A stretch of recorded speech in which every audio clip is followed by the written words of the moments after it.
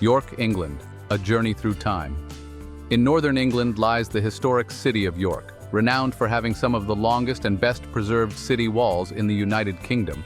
Known as the York City Walls, these fortifications span over 3 kilometers, enclosing the ancient core of the city. Originally built by the Romans and later expanded during the medieval period, the walls offer a fascinating glimpse into York's turbulent history.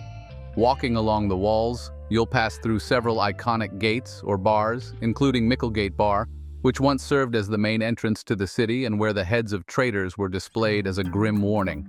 The views from the walls are spectacular, offering a unique perspective of York Minster, one of the largest Gothic cathedrals in Europe, and the medieval streets below. York's history is deeply intertwined with its walls, which have witnessed Viking invasions, royal coronations, and centuries of change. Today, the city's rich heritage is preserved in its museums, such as the Jorvik Viking Center, which brings York's Viking past to life, and the York Castle Museum, which explores the city's history from medieval times to the modern era.